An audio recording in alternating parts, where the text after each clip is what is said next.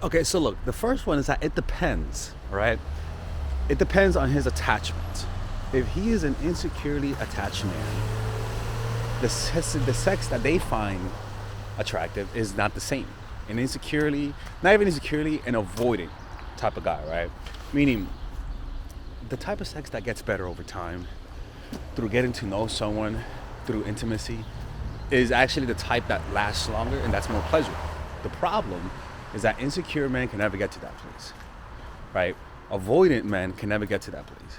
They actually find the type of sex to be the most attractive, the type that's more that lacks intimacy, distant. The type that has tension and toxicity. They don't know how to have good boring sex. That it might look normal, but because of the emotional connection you have with the other person, it feels different. That's what they call making love with someone. So the first one is different. A securely attached guy, what you'll notice is that at first may not be the best, but over time it gets better. As they listen to you, as they pay attention to the things that you like, to the things that you don't like, they notice that you like this position more than that one, and so that attention to you, because they are developing true feelings for you, over time makes the sex better. On top of just the emotional connection, it's like holding hands with a stranger versus holding hands with somebody that you love, right? It's more intense. So that's the first one, is that it depends on their emotional attachment style. The next thing is that men see sex as a way to connect with you physically and emotionally. Meaning, it's very rare that you find not very rare, but it's an activity that connects mind and body to create a very deep connection. Now, again, this does not apply to every guy, okay? Men that are securely attached will see this as a form to connect with you, all right? The men that are insecurely attached will not see this as a way to connect with you. The way that avoidant, I'm being very specific, avoidant men do not see this as a way to connect, okay? They usually connect with themselves through the act of sex because they're incapable of connecting with somebody else. That's why they're avoiding, right? But the majority of men see that as a way to connect with you, as a way to feel closer to you. And that's why the deeper the connection you have with the guy, the better the sex will be, okay? And so if a guy is not using it to connect with you, if you're having connectionless sex, which, let me tell you something, at first there's not a lot of connection, okay? That's why it might feel a little awkward. That's why that guy might feel like he's acting, simply because they're not good actors when it comes to that kind of stuff, okay? But over time they begin to develop feelings for you, and when they develop feelings for you, that's when they start to feel a deeper connection. They make stronger eye contact, and that naturally increases the quality of sex. The sex becomes better over time, right? That's the second thing, is that they use it as a way to connect with you, to get deeper with you, and you'll notice it because over time they want to connect with you more. They want to be with you more. They don't just treat you as an object, right? And let me tell you something. Anytime you feel like a guy is treating you like an object, like he's having sex with you, but he's almost like treating you like a hoe, that's problematic. That's humongously problematic, actually.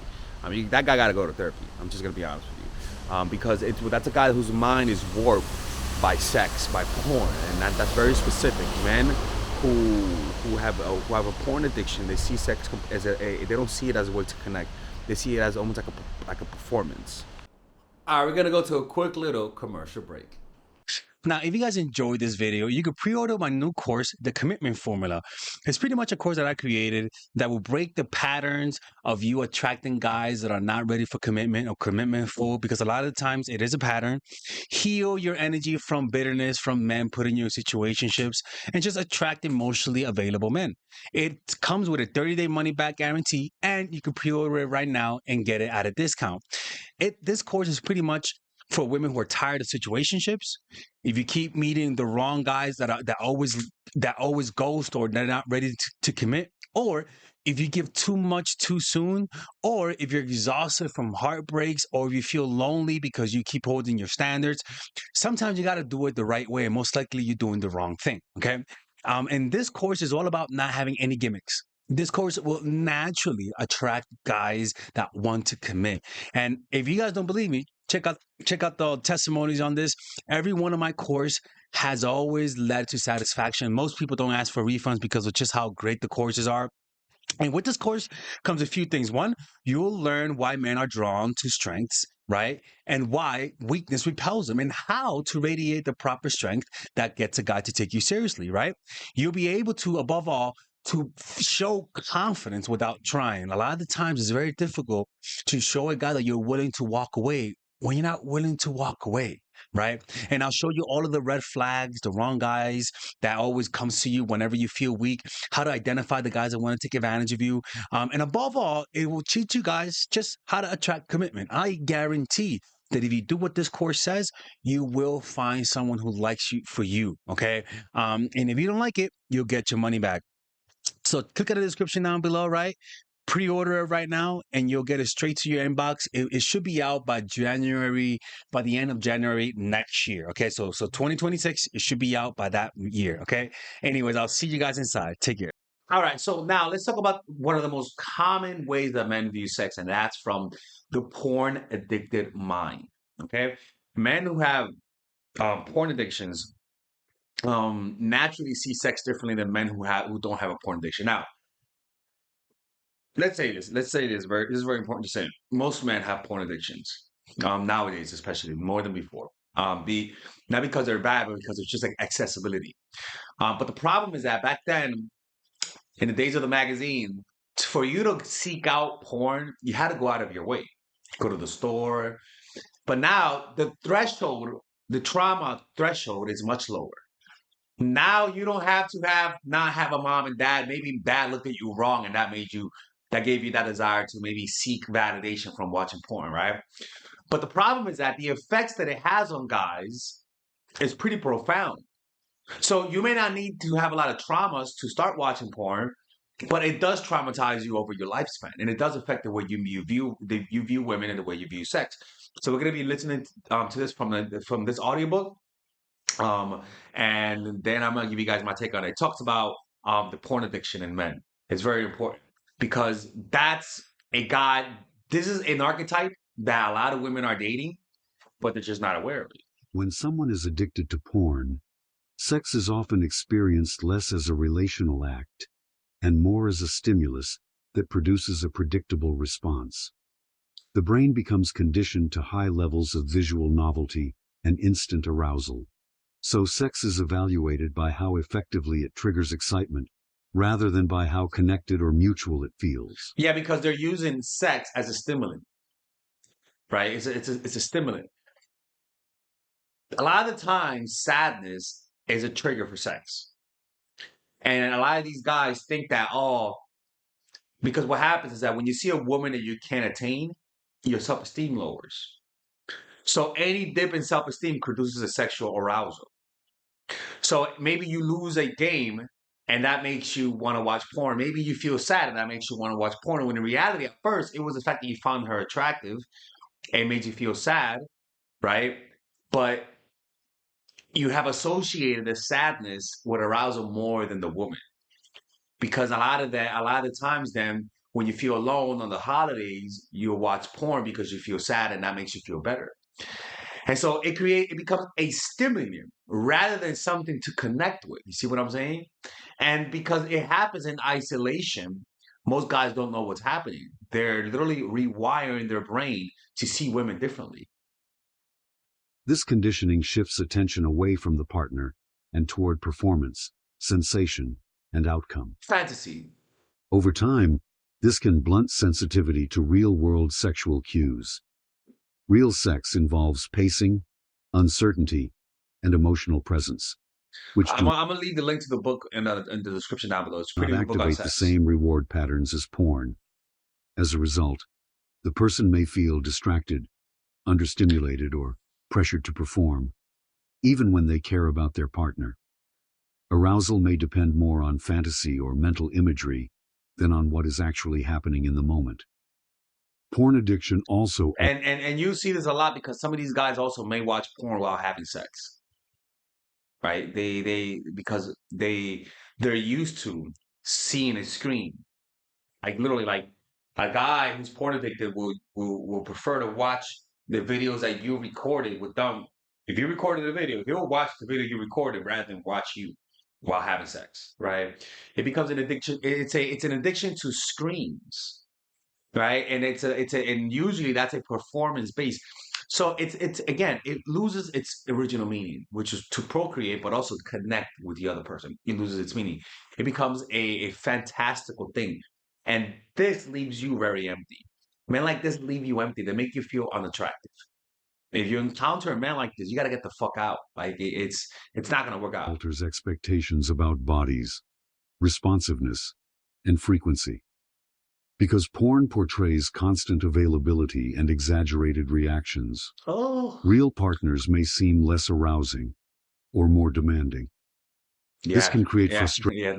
More demanding is a big one right there because more demanding it just means that you say I don't like this, I prefer this, and a guy who's usually watching and interacting sexually with an image, they don't like being told what to do because they're used to they want to fulfill their fantasy. I don't care what you think. I want to do this, and so one of the things that happens with porn addiction or even it doesn't even stop with porn because it could extend it could extend to prostitution because the porn addiction the real the final form of a porn addiction is prostitution, right? That's the final form of it. Eventually you want to do these things you see in on porn, right?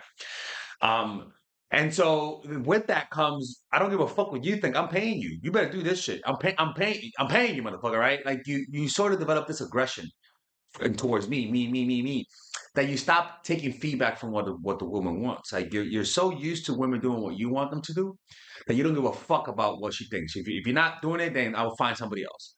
And that replaceability really does fuck with the guy. Like it really does. It fucks with him, and also it fucks with any woman that's going to be with him long term.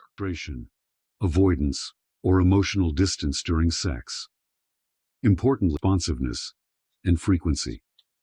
Because porn portrays constant availability and exaggerated reactions, real partners may seem less arousing or more demanding. This can create frustration, avoidance, or emotional distance during sex. Importantly, these changes reflect learned neural patterns, not a lack of attraction or values, and they are reversible with reduced use and therapy. Yeah, 100%. Like you can reverse it. It just takes abstinence from sex and actually going to therapy. And you could. But the problem with these guys is that they can recover, but they can recover, but it takes one incident to lose years of progress. That's the issue, right? Now let's talk about it from Jungian's point of view, because I really do like the way Jung talks about sex. Okay. And this is from another audiobook. I'll give you guys again the link is in the From a description down Jungian below. perspective, men do not experience sex only as a physical act or a conscious choice. They experience it as a meeting with powerful unconscious forces. Carl Jung understood male sexuality as deeply shaped by the anima, the unconscious feminine image within a man's psyche. When a man is sexually attracted, he is often responding as much to this inner figure as to the actual woman in front of him. And so these guys, like I said, they fantasize, and usually the more unfulfilled needs the guy had in childhood from his mother, the more projections occur. If you want to make sure you have a good sex life with a guy, make sure his relationship with his mom is good. That's how you could definitely predict how good your relationship will be sexually with how good his relationship with his mom is, because the less trauma between mom and child, the less he creates a projection of what a woman is onto the world, and the less he superimposes those projections onto you. Meaning, when he's with you, he'll be having sex with this woman in his mind, and you'll never be enough. Maybe you'll be enough at first, but reality can never match fantasy. So eventually, you'll get boring, and he'll seek another woman who could recreate these fantasies. The problem with these fantasies is that it only occurs in the beginning, and over time, what's in front of you becomes more real, and what's real is not enough for you, because reality, as a child, especially with your animus, was painful. So you rather escape by projecting, and the only way to keep this projection at a peak is to seek new women. That's what you want, right? Is to seek new women who can create these types of projections, right? Um, 1 second. Let me do that. And a lot of guys don't have this. How can I say this? I'm not gonna. I don't want to generalize, right? Because It's never good to generalize about men like this. But this is a lot of guys, actually. This is a lot of guys. And these things, fuck, these things are things that you could tell if you keep your eyes open, right? These guys are obvious if you keep your eyes open.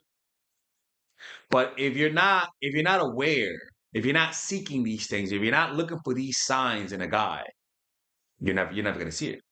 You know, it's gonna be right in front of you, and you're gonna avoid it, or you're gonna rationalize it away, right? Um, and so, what do we do with all of this? Well, it's to help you understand that sometimes your sexual relationship with some guys, Actual woman in let's have nothing. How you relate to the guy has to do with your taste.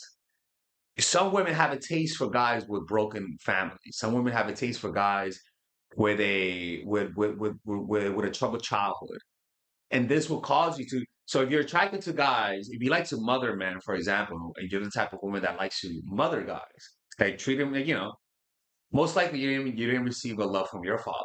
Well, guess what? A guy who will accept being mothered is a guy who never was mothered by the mother. And so it comes with a natural bad relationship with his mom. And so he'll accept you mothering him. But guess what? Remember, you're dealing with a guy with a negative relationship with a female figure. So he's gonna fantasize about the female figure in an overly sexualized way. That's the natural thing, because what's causing the relation, like when you don't connect with them sexually, emotionally, you overreact and connect with them sexually.